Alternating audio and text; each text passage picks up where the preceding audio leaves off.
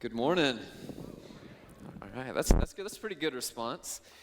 I keep trying on Sunday mornings for us back in Colorado. I always say this, and then it's often met with just this awkward one or two people that actually respond. So I'm glad that you actually feel like you can respond and talk back to me and say good morning this morning. It's good to be here with you today.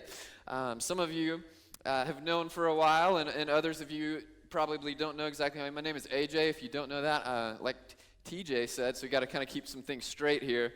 I was the youth pastor here for a while before TJ came. I like to say that I just opened the door and paved the way for people with initial names to come on staff here. So you're welcome, TJ, that I opened that door for you. It was a big barrier here that we had to get over. So, man, we're glad to be here. Ryan, who is with us in Colorado, is back here today as well. And so really I keep joking with him that I'm just going to call him up here and let him do everything this morning. I don't think he believes me, and he probably shouldn't. But, man, we are glad to be here with you guys. We're thankful for you as a church, thankful for the partnership that we have with you. I know many of you spend some time praying for us. As they talked about in the initial video, that as you come and as you give and give faithfully here, that some of that then does find its way to us and what God is doing in Colorado, so we are thankful for you. I think one of the important questions that everybody's asked me is your family here? And the answer's been no, which then I think just makes everybody else sad and disappointed that I'm here because they're really the more important ones. I'm just kidding. I don't really think that. But I do have a picture. So we did some family pictures. So if you know us, then you can get some of this just as an update and see our family. And if you don't know us, then this is the important part for you. So there should be a picture of our family, I think. We'll see. There we go. So we did some family pictures a couple weeks ago, which is that thing you're really just supposed to have to do like every few years. But then I was just told that in like 2 months we have family pictures again. So I don't know what's going on here, but you can see my wife Holly there. You can see our oldest is our daughter Kendall, who's standing there next to her, and then Wesley, our 5-year-old, is there, and then we've got Josiah, our almost 3-year-old now. So just if you kind of want to know, Kendall is in the midst of. She loves gymnastics these days, and so if you come really by our house, there's a good chance you might get kicked in the face as she randomly goes into cartwheels at some point throughout the day. So if you ever come to our house, just keep a healthy distance and space from her as she goes walking through the house. Wesley will start kindergarten next year. He's been playing soccer this year, and if you've seen 5-year-olds play soccer, you know how that often goes.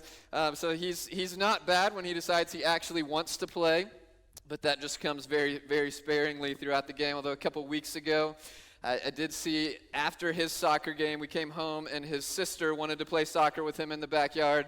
And if there's ever been a moment that he's grown competitive, it was in that moment, playing with his sister in the backyard. So I just kind of think if we could just make the other team wear masks with her face, then he would actually be a great soccer player. But for the rest of the time, he's just kind of there. Ball might roll past him. He might stick his foot out. He might just let it go. You never know. But that's Wesley, and then Josiah is again, he's almost 3. If there's one of our kids that is competitive and pretty coordinated, it's really him. And so, one day we go out in the backyard and he hits like a ball off the tee or whatever, and I would promise you he can hit it 3 times as far as his brother that's a couple years older than him. He just loves that stuff and does that. But he's a mess. I mean, he keeps life interesting, but that's some of our family, where our family is now. And so Kendall is in school, obviously, so when I was here, just her coming and all of them coming, school gets in the way of some of that, so they're still there. But give you a couple other updates just on some things. I have just a few pictures of some things that will give you an idea and a picture of where we are and some of what we've been doing, so we can kind of go to just the next one here and see. I don't remember which order I put these in here for. So we've done some summer camps. We did some camps for kids over the summer. This is a picture of one of our camps that was there at the school where we meet. So we did this camp. We did a sports camp. And just a good opportunity to invest in those families in our community. We are surrounded by young families. I would guess that in our neighborhood in particular, probably somewhere around 75-80% of those houses are filled with families that have elementary age kids. And so we've spent a lot of time and effort just going, man, how can we really engage and serve and invest in these families? So this was one of our camps. I think we've got a couple others that will be kids ministry related. This one is this one is not kids ministry. This one is what we've called the table. And Josh, if you remember Josh, I know Josh, he is our worship leader. But we came to see that for 20s and 30s in our community, there really just was not much happening there, not much of a place for them to come. And so Josh really began to have a burden for that age group and just go, man, how can we invest there in those 20s and 30s that are there? And so this was one of the first things that they did. They've done some things kind of on a weekly basis, just some community, some connection type events. Long term, they really want to have a time where they can just gather people in for a time of worship and prayer. And this was kind of a preview, if you will, of that. They're not doing that weekly, but this was one of those that they did. We met in a coffee shop that's just there in our area, and so this was one of those. So it's been well received in a lot of ways by our community. I think you can say, I mean, this was the first time they had done this, and I don't know exactly how many people were there or anything, but there's absolutely been a felt need among that age group just have a place to come and gather, to come and see some others. So we've done that. I think I've got a couple pictures of some of our kids ministry. So these are on Sunday mornings. These are some of our youngest kids. We've kind of had to shift a few things there, but these would be, as you can see Brooke there, who's also not here today, but you can see Ryan there at the top of the picture. But these are some of our youngest kids, so kind of like preschool and down there with Miss Brooke, as they would all call her, and just man, it's such a blessing to have people like Brooke and Ryan there to just invest in those kids and those families that are there. I think we have another one that's some of our older kids. So then there's, if you know Ryan and Katie, there's Katie kind of working with some of our older kids in doing that on a Sunday morning. And so these are some who we've connected with over the course of the week. And then I think I have one more picture there that's just kind of this was last Sunday. You can just kind of picture the space where we meet. We've got the school there, and so we pull out some pipe and drape to make that room not swallow us and all of those things. But it's we meet there in the school, and it's been a great thing and a great blessing for us to meet there. So as we begin to shift a little bit, I'll just tell you that one of the things that I think that I've learned over the last couple years, and some of the questions that I've begun to ask, and really we'll be in 2 Corinthians 5 in just a minute. So if you want to begin to flip in your Bibles to get there, you can go ahead and flip there, and we'll get there in just a minute. But so just to tell you a little bit about our community, some of you have heard this, some of you came out with a team last summer, some of you have connected with us a little bit along the way. In our community, about 10% of the population claims to be followers of Jesus, and about 6 to 7% are connected to a church in some way. And so that's kind of where we are and where we live, in this place where 90% of our community would say that they are not followers of Jesus at all, and you still only have somewhere in that 6 to 7% range that are connected with a church. And so as we come and we've looked, we said, look, our community really needs the people of God to live as the people of God. Right? Our community has this perception sometimes of what it looks like to be a follower of God, to be a follower of Jesus, or what it looks like to be a part of the church. And our community really needs a good picture of what that looks like. And so we've come with questions a lot of times, and we've come and gone like, what can we see in our community? Where are those natural places that we can connect? But one of the things that I think I've learned and shifted in a little bit over these last couple years is that it's so easy sometimes to come and ask the question of like, how's our church doing? And that's not a bad question to ask, to go, how's our church doing? And what's happening there? What do we see God doing there? But I've come to the place where I've tried to ask a lot more often, how's our community doing? How's our city doing? Because how our city is doing is really a reflection of how our churches are doing and what's happening within our communities. And so I've tried to come with just this idea to go, well, how's our city doing?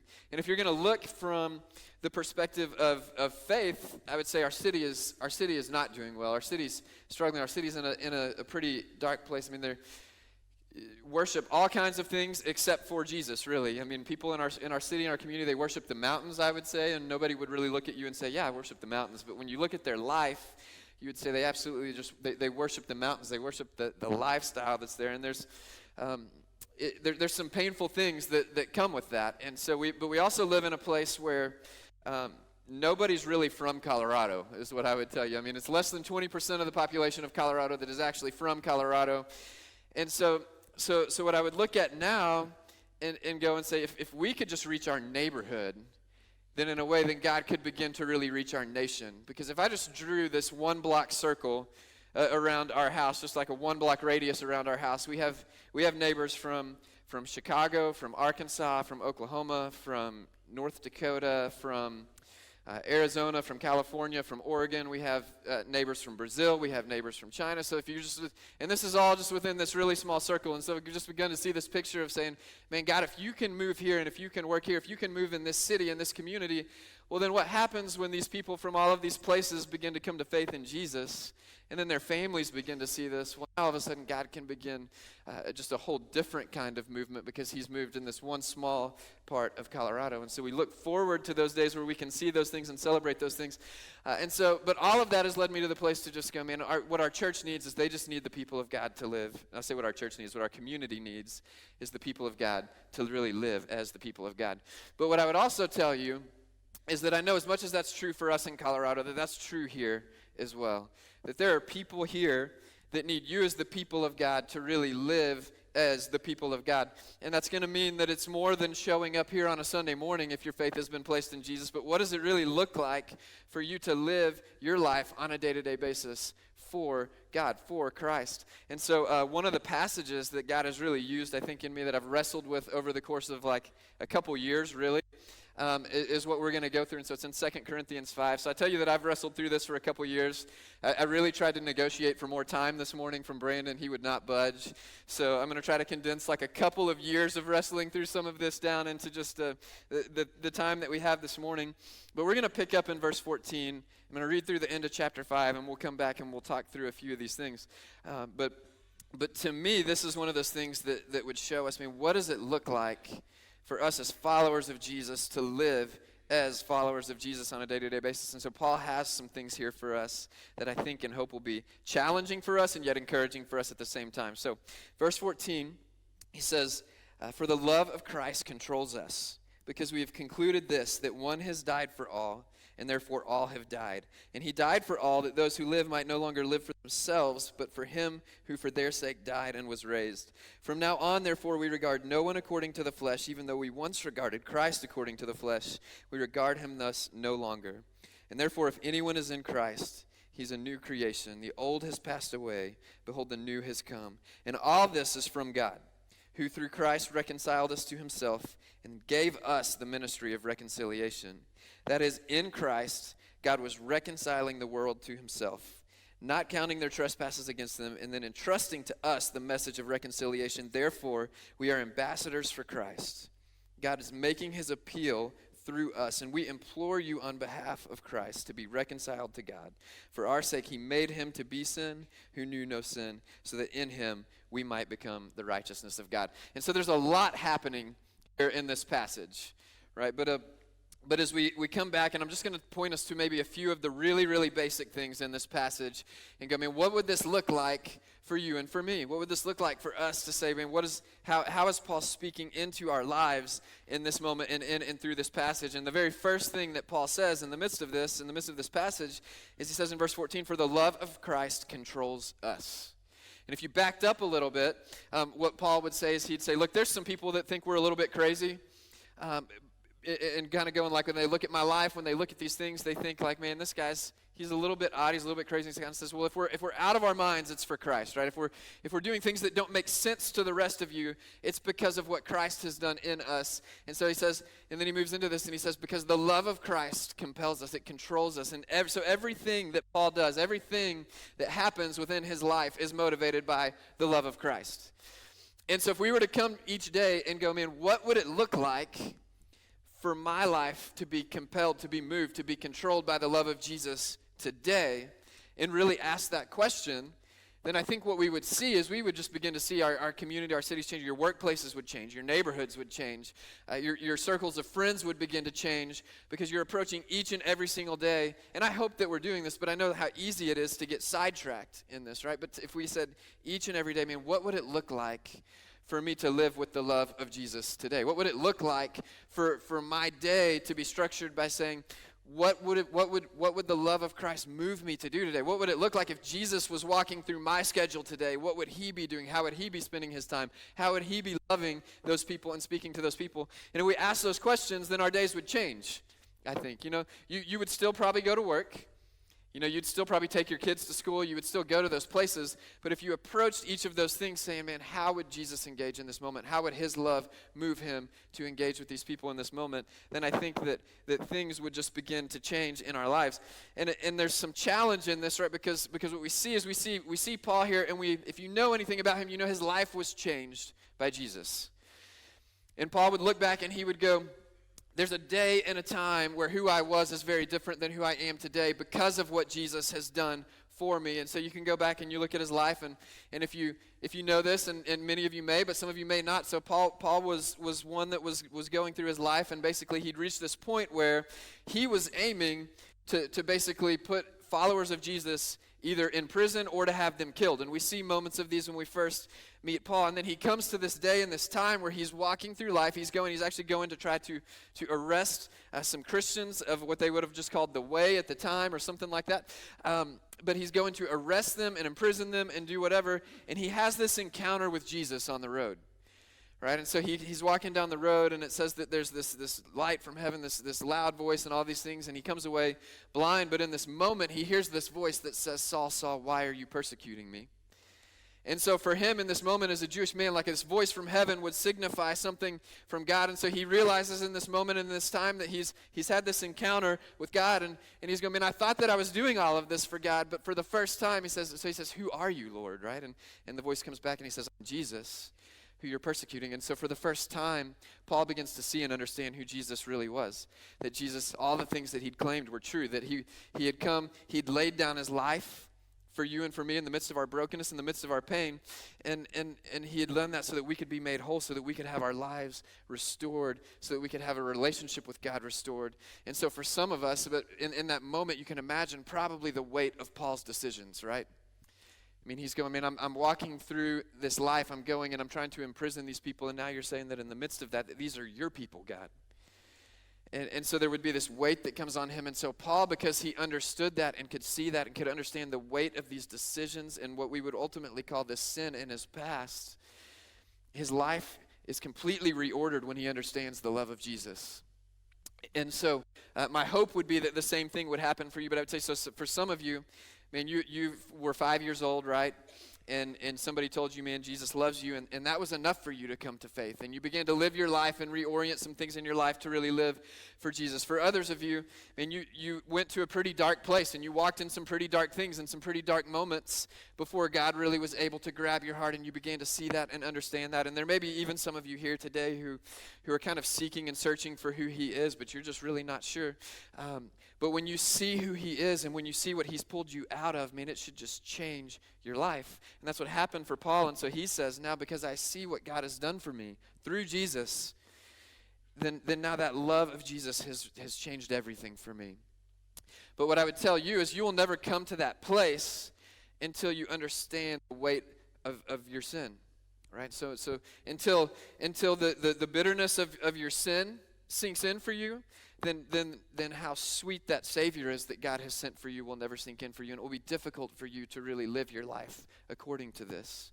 But Paul saw this, and now it had changed everything for him. He began to look through a new lens, and so he began to say, so how do I live in this love that God has already shown for me? And so some of you in the room, you have glasses, right? And I'm not talking about like kind of the hipster glasses that really have no lenses in them and you don't really need them to see. You're just wearing them for a fashion statement. But you can probably remember, if you have glasses, back to a day where things just weren't very clear, right? Where you're walking through life, and you may not have even realized at the time how blurry certain things were. You're just getting used to living life in this place and in this time. And then this day comes where you finally go to the eye doctor, right? And then they come back and they say, you know what, you need glasses. You can't see because you need glasses, because you need some lenses that you need to look through. And in a way, the same thing is true for you and for me when it comes to faith. Like for many of us, we've walked through seasons in life where this has been a challenge for us or difficult for us because we're just not seeing clearly. We haven't understood who Jesus is. We haven't seen who he is. We haven't understood what God did for us in that moment, in that time at the cross, until that day comes where finally we see God, right? Where you kind of get to put those glasses on, and now finally you can see things clearly and in a different way. And then you begin to go, man, this changes everything. Right? I see things in a new way. I see things in a new light. And so for some of us, we've had that experience where it was literal glasses, right? And so you were sitting in a classroom and you couldn't read what was on the board, and it made class difficult for you. It made life difficult for you. But you didn't even know that something was wrong. And then again, you go to this place, and now you can finally see, and you can see things clearly. And it's like Paul, in a way, came to this moment in this time in his life where he was able to put some glasses on, and he could finally see clearly the things that God had done and the things that God was doing. And he said, this changes everything. And so for some of us, we need to still come to that moment. For others of us, I mean, you've maybe been kind of walking through your life. You've lived this a little bit, but you just haven't really loved it this way. Because you take your contacts off, or you take your glasses off, and you kind of walk through in some of those moments.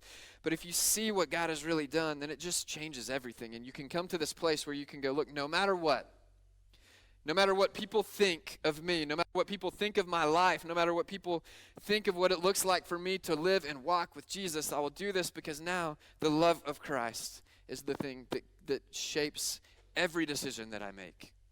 And everything that I do. And so, man, if we came to that place as the people of God, and our cities will be changed. And it will be because we're living this way. But again, we'll never come to that place until, like Paul, we can see the weight of our sin and how much we needed Jesus. And when we see that, for the first time, then all of a sudden this part becomes easy. Because you go, man, you have rescued me, you have saved me, you have redeemed me, and now I will do anything and everything for you and to live as the people of God. And so another thing that I've kind of learned over the course of some of this time as I've begun to think about these things and look at these things is this idea of what is the church, right? And it's easy sometimes to think like, I've come to hate the phrase of like, I go to church. Like, well, I'm going to church. Well, you can't really go to church because you are the church. And so it's kind of this thing like you can't really go there because you are the church. The church isn't a building. Now, the church gathers. The church does these things. But the word that we see predominantly used in the Bible for church is this word ecclesia. And there's no clear instance in the Bible of that word ever meaning a gathering of people. And so I've kind of come to see this and learn this. There's no clear instance where this ecclesia is like a gathering of people. No, the church was the people of God who were living as the people of God. And one of the other things that I've learned in this is that it's based off of an old Roman word. And the Roman word, what they would do, so Rome, kind of at the height of their empire, they're taking over all these other nations, right? They're kind of expanding their empire. They're conquerors. They're doing all of this. And so they would go and they would take over these areas, which were not Roman. And so what they would do is they would take somebody out of Rome and they would send them to this area that they had just recently conquered. And the word that the church is based off of this, but they would send this person to this other area to carry with them and take with them the ideas and the values of Rome, to make the ideas and the values of Rome known in that place that they had just recently conquered. And so the word that we use for church, this ecclesia, what we see in the Bible is actually based off of that word that they used in Rome for somebody that they would say, look, you're from Rome, but we're going to take you and we're going to move you to this place. And you're going to move out of the city of Rome, but you're going to go with the purpose and the mindset that you will make our values and our mission and however you would phrase that, known in this place and in this city, so that the people become Roman. And this was kind of the idea that word for the church was based off of. And so I think we're guilty at times of looking in our lives and going, but it also very literally means the called out ones. And we go, yeah, we're called out of some things, right, as the church. And so, but I think we halfway get it sometimes. And we go, man, I'm kind of called out of the world. And what we do sometimes in the midst of that is we just separate ourselves from the world. And we go like, look, I'm only going to talk to other Christian people. Or I'm going to make sure my kids go to like the perfect Christian school or whatever. And those things aren't bad, and God may lead you into some of those things, and we need the people of God in our lives, and we need all of these things. But at the root of this is like, yes, you were called out of something, but you were also called to something. And that's what Paul begins to really point us to in the rest of this. He says, look, you're the people of God, but much like these people in Rome were called out of the city of Rome to this place to make Rome's mission and values and everything else known, their culture known, to begin to lead these people to become Roman because they're now a part of the Roman Empire, then the same thing should be true of us as followers of Jesus. And so he comes and he begins to walk through this phrase, and he begins to talk about being in Christ as we walk through this. And I think that's a phrase that we would do well to maybe understand a little bit here. So we've seen people in our lives that we would say like they lose themselves in something. right? And most of the time when we say that, it's not good, right? You probably have a friend, and we'll say it's a friend because none of us would ever look at ourselves and say this, but you're like, man, they lose themselves in every boyfriend or girlfriend or husband or wife or whatever it is that they have, and you kind of go, they just change based off of who they're around, right? So they lose themselves in the situations. You know people probably that have lost themselves in a job, or they've lost themselves in a way in kind of living through their kids or doing various things like this, and their identity becomes things, but those would not be healthy things for us to do. If you've ever seen the show Parks and Rec, anybody like the show Parks and Rec in the house? All right, so you got like at least a couple hands. Some of you are just afraid to admit it in church, but it's okay. But in Parks and Rec, there's this, and I don't remember exactly where it was in terms of the series, but there's this lady named Ann Perkins. So if you've seen the show, it's often referred to by her first and last name, Ann Perkins, right? And but she comes to her friend, and she's dating this guy, and she's come to this moment where she's running, which apparently she hates, as we all should. So if you're a runner in the room, you're just wrong, and there's something wrong with you. Let me rephrase. If you like running, there's something wrong with you. If you run because you're like, man, I need to be healthy, like I'll give you some credit. But if you're like, man, I just love it.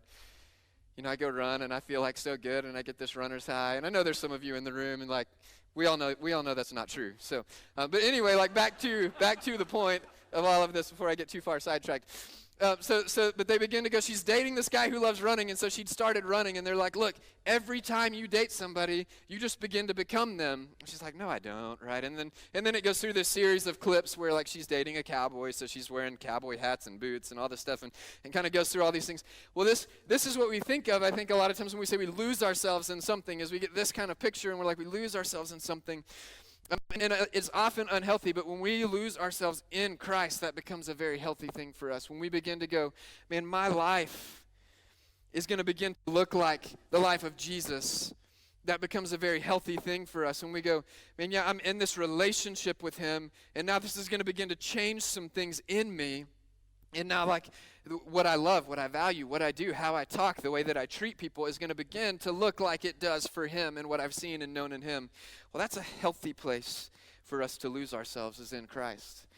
And so he talks about this, and you could kind of go even to like Galatians 2:20. There's this passage that we have there, and he says, I've been crucified with Christ. It's no longer I who live, but Christ who lives in me. And it's just this picture that when we become a follower of Jesus, that our life begins to look dangerously like his. Right? And if you go to the book of Acts, we've been walking through the book of Acts. There's this moment in Acts chapter 4 where Peter and John have been arrested and they get released, and they're kind of told, hey, don't talk about Jesus anymore. And it says that they go out and they just continue to talk about Jesus. And it says that when the people saw their faith, when they saw their boldness, but they saw also that they were just common and uneducated men, they recognized that they had been with Christ. Right? So they started going, man, these guys, their lives just looks a whole lot like the life of Jesus. And that should be true for us, and we should begin to find ourselves in Christ and going, man, yeah, it's not like losing yourself in a boyfriend. It's not like losing yourself in a job. It's not like finding your identity in how good your kids are at this sport or how good their grades are or anything else, or in going, man, I'm defined by my successes. You begin to become defined by Christ. And then we see these things that he says here, and he says that one has died for all, right? This is why we do this. This is why we live this way. Jesus died for each and every one of us. Jesus looked at our hopelessness. He looked at our sin. He looked at the pain. He looked at the brokenness that we brought with us, and he said, I will not leave you there. Right? I will not leave you there. I will come to rescue you from this. I will come to pull you from this. I will come to make you new in whatever it takes. And Jesus did this, and when somebody does that for you, it just changes the way you respond to that person. Right? I don't know why my mind's going here. I guess I'm thinking in like TV shows and movies at the moment.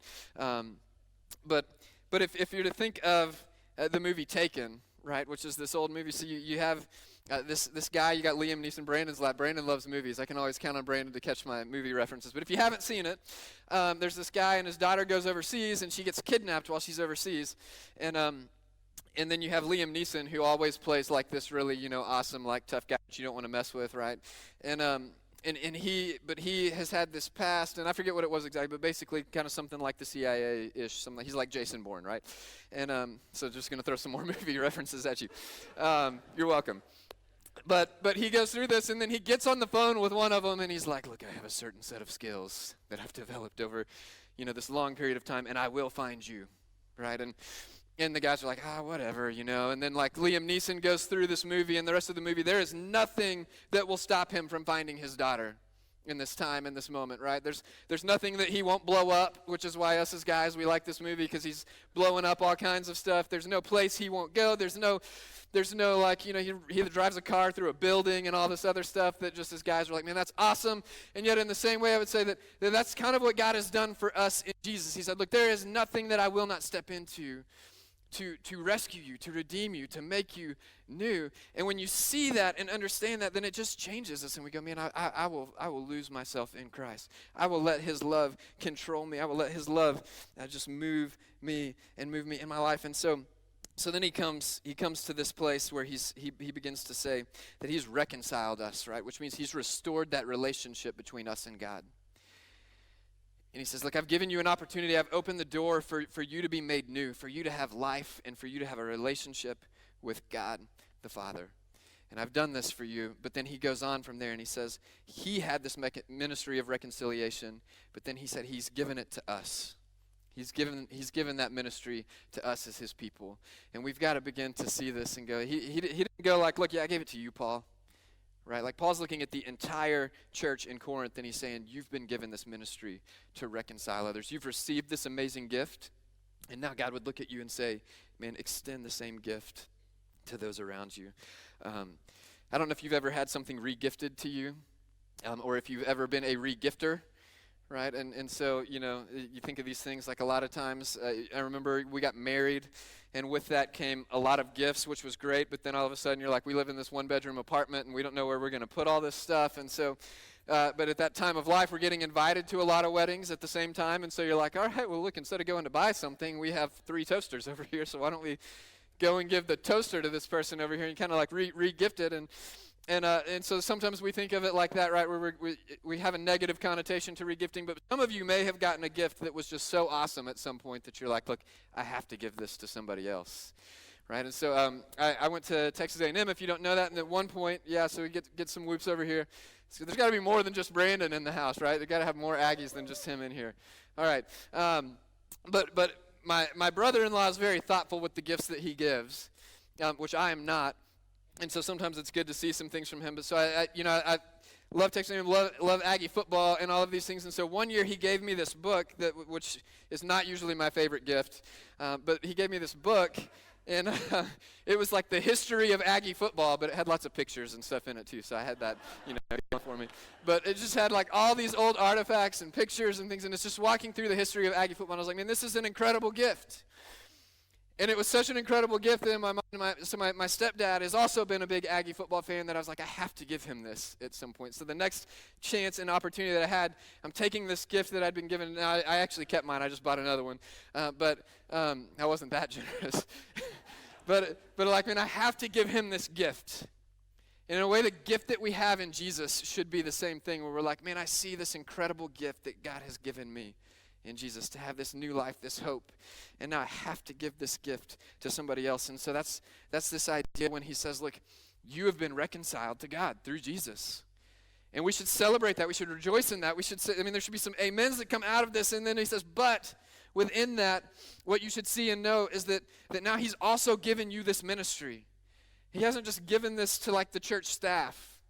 He hasn't just given this to these supremely gifted people that we would look and go, man, that's somebody who's gifted that should do this. He says, no, I've given each and every one of my people this responsibility. You have been given this ministry to reconcile others to God. And then he goes on and he begins to use this term of an ambassador. And so we see this term today still. This term of an ambassador is basically somebody who would be a representative in our minds typically of one nation, but we send them to live in another nation to represent us there. And so they have a relationship with us back here in their home nation, and they represent us, and yet they go and they live and they make their home in a new nation. And this was one of those passages that God began to just use in my own life as we were going to Colorado to say, I'd lived in Texas my entire life. And God just began to use this passage to speak into my life to say, look, Texas is not your home. Your home lies in another kingdom. And while I've had you here for a season of time, I now am asking you to go and be my ambassador in another place to go and do this. And so, but it looks like going and representing him to somebody else, right? And so where I live, I would use this phrase and this term. Maybe you've experienced this. I meet a lot of, I would say, ambassadors of CrossFit. And so some of you, like, you have somebody in your mind right now that's like an ambassador of CrossFit, that they go to CrossFit, and so they see it as their duty and their responsibility to tell everybody else to go to CrossFit, right? And I think it's the first rule of CrossFit is that you have to talk about it. And there's just there's no exceptions to this. If you do CrossFit, you have to talk about it, and if you don't, then you really can't be a part of CrossFit anymore. And so they come and talk to you, and usually you probably have like a bag of Doritos and a giant Dr. Pepper in your hand, and they're like, you know what you need? CrossFit, right? And it will change your life. And but the reality is that the reason that I think so many people will go and be ambassadors for CrossFit is because they see a change in their life. And so, they go and they're like, look, yeah, I see that I'm getting stronger, right? I see that my body is changing. I see some of these things. I see change. But CrossFit and working out is also a painful thing sometimes, right? You go and basically you're trying to break your body down so your body will get stronger. But they see this and they see this change, and so they're like, you know what you need? You need CrossFit. It will change your life. And we are so afraid to say the same things about Jesus so many times. And we're like, man, we have this life-changing thing. It should be far more life-changing than CrossFit. And I'm not talking CrossFit down, but man, and it's only because of Jesus. It's not because of anything that I did. But I mean, my family grew up going to church, and yet I remember a moment where I went back in college, and one of the guys that was always, like our Sunday school teacher growing up, he like followed my grade all the way through, is there, and my brother ended up buying a house from him. And so I went with my brother over to this house at one point, and he's there, and he'd asked what I did at the time, and I was like, well, I'm a youth pastor now. And he's like, whatever. Like, you're not a youth pastor. Like, what do you mean I'm not a youth pastor? I'm a youth pastor. And he's like, no. And then he was like, well, I'd have never guessed that, right? And so then you kind of choose this moment, like, am I going to be really offended by this, or am I going to be, like, just okay with the fact that God has changed some things in me? And but what I thought he didn't know, but really he probably did know, was that, man, there was just a season of life where alcohol was a big part of my life, where I really was not walking with Jesus, where I would have gone through phases and seasons of just thinking, probably that dirty jokes were funny, like all these things, and that was just kind of my life, and that's who I was, and that's what defined me, my way of thinking, my language, like none of it was good until Jesus enters the picture really for me in this time. And now I look back at my life and I go, man, because of Christ, because of what he's done in my life, there are so many things that have changed in a good way. And so jokes that I once thought were funny, I don't think are funny anymore. And losing myself in alcohol on any given night, I don't think of that as life anymore, because I see that there's better life somewhere else and in another place. And so now, like, the response to that is to go, man, let me tell you about this God who can change your life. And I get to have these conversations with people where we live and in our life today, but that's what it looks like to become an ambassador of Christ. I mean, let me tell you the place that you can find life. Let me tell you about the one thing that will change everything for you, and that's Jesus. And Paul is looking at this church in Corinth, and he's saying, this is for all of you. This isn't for a select few. This is for all of God's people. When you've seen this, when you've known this, when you've experienced this, when you've seen the way that God meets you in your brokenness and in your pain, when you've seen the way that in the midst of the sin in your life, so whatever that would be, maybe you've lost yourself in alcohol like I did for a season. Maybe you've lost yourself in addiction. Maybe you've lost yourself in anger or whatever. And that in the midst of that God would say, look, there is nothing in your life. There's nothing that you can do that will stop me from coming after you. There's nothing that you can do that will keep me from saying, man, my love for you is so deep that I will pursue you into whatever dark corner of this world that you have crawled into, and I will try to bring you out of that and into life with me. And when you see that, and when you know that changes everything, and you go, man, look, yeah, going to church on Sunday doesn't cut it anymore. Now, I'm not saying like you should stop coming. Don't hear that. This is a valuable thing and a valuable time for you, but to go, man, you know what it looks like to walk with God? It looks like showing up for an hour on Sunday morning. Then I go home and my Bible sits on the nightstand until the next Sunday, where if I remember to pull it off of there before I go to church, then I grab it. But it becomes, man, now you go, man, how does the love of Christ inform what you do every day? And so, man, there are a lot of stories I could tell you of how we've seen that, how that's engaged those around us, but that's been the question that I try to ask all the time is, man, how would the love of Christ compel me today? What does it look like for me to live as his ambassador today and to go, man, I live here in Colorado. I mean, I call Colorado home, right? It's home for me at this point, in a sense, in an earthly sense, and yet to live and go, but I know this isn't really my home. I know that my citizenship lies in another kingdom, and now I'm just here representing my king. And so what does it look like for me to do that? And, man, I just think that our cities would change, right? And so I think if we as a church in Colorado are able to do this, then we can see our community go from 10% claiming to be Christian to 11%, to one day 12%. I mean, Jesus, when he really ascended back to heaven, and you kind of come into the book of Acts, it says there were 120 people gathered there. 120 people changed the world. Right? We've got more than 120 people sitting in here, and so if we saw and understood who Jesus was the same way that they did, then we would see cities change. We would see our nation changed in these amazing and incredible ways. And so what does it look like for you to do this, right? Not to look and say, what is my church going to do? What programs are they going to offer? What is my pastor going to do? But to say, what does it look like for me to live as God's ambassador in my school, in my neighborhood, at my workplace, when I go out to eat at the restaurant that I visit, day after day, or the Starbucks that I go to at the same time every day, and I know the barista there, and they know me, and maybe you're one of those people that's like, well, you can't go to Starbucks, you have to go to the local place, so whoever it is that serves you your coffee there, right? Like, what does it look like for you to do that? And I can't answer all those questions for you specifically today. I just know that if you've seen Jesus the way that Paul saw Jesus when he was walking down the road that day, it should change everything in your life.